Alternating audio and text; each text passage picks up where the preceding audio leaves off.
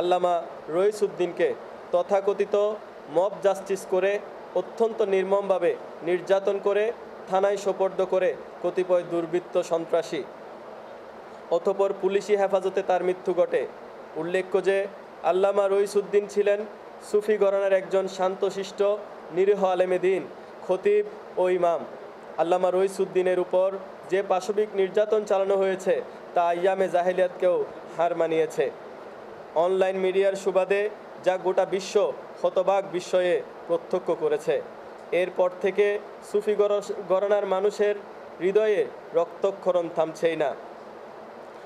ফুঁসে উঠেছে গোটা দেশ তার হত্যাকাণ্ডের দ্রুত বিচার দাবিতে। ফ্রন্ট, সেনা ও আহলে সুন্নাত ওয়াল জামাতের ব্যানারে দেশব্যাপী ধারাবাহিক শান্তিপূর্ণ আন্দোলন চলমান রয়েছে। সারা দেশে বিক্ষোভ সমাবেশ, মানববন্ধন, প্রতিবাদ মিছিল, কালো পতাকা মিছিল, সাংবাদিক সম্মেলন সহ বিবিধ কর্মসূচি পালিত হচ্ছে অত্যন্ত শান্তিপূর্ণভাবে। কিন্তু অত্যন্ত দুঃখজনক হলেও সত্য যে এ ধরনের একটি নির্মম হত্যাকাণ্ডে মামলা গ্রহণে পুলিশ অস্বীকৃতি জানায়। ভিকটিমের পরিবার পরিজনসহ সেনা, ফ্রন্ট ও আহলে সুন্নাত ওয়াল জামাতের নেতৃবৃন্দ মামলা দায়েরের সার্বিক প্রক্রিয়া অনুসরণ করলেও মামলা গ্রহণে বরাবরই কালক্ষেপণ এর ব্যর্থ প্রয়াস চালিয়েছে পুলিশ। যৎ কারণে গত 5 আগস্ট 2025 ইংরেজি ছাত্র সেনার উদ্যোগে দেশব্যাপী অবরোধ কর্মসূচি পালন করা হয়। অতঃপর গত 7 মে 2025 মামলা নথিভুক্ত করে পুলিশ। সম্মানিত সাংবাদিকবৃন্দ, আমরা অত্যন্ত ভারাক্রান্ত মন নিয়ে আপনাদের মাধ্যমে দেশবাসীকে জানাতে চাই যে সুফিবাদী জনগোষ্ঠী কখনোই উগ্রবাদিতাকে আশ্রয় প্রশ্রয় দেয় না। কোনো বিশৃঙ্খলা, ভায়োলেন্স এবং নাশকতার মতো ইত্যকার নেতিবাচক কর্মকাণ্ডের ব্যাপারে সুফিবাদীরা জিরো টলারেন্স নীতি অনুসরণ করে।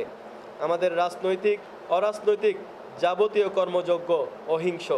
তথাপি গত 5 মে 2025 এর শান্তিপূর্ণ অবরোধ কর্মসূচিতে পুলিশের অবাঞ্ছিত টিয়ার শেল, টিয়ার গ্যাস নিক্ষেপ এবং আমাদের নিরীহ শান্তিপ্রিয় নেতাকর্মীদের বেধড়ক পিটিয়ে মারাত্মকভাবে আহত করে অতীব নির্দয়ভাবে। নিম্নোক্ত কর্মসূচি ঘোষণা করছি। ইসলামিক ফ্রন্ট বাংলাদেশ, ইসলামী ছাত্র সেনা, আহলে সুন্নাত ওয়াল জামাতের উদ্যোগে আগামীকাল 9 মে 2025 বাদে জুমা সকল মসজিদ থেকে বিক্ষোভ মিছিল বের করা হবে।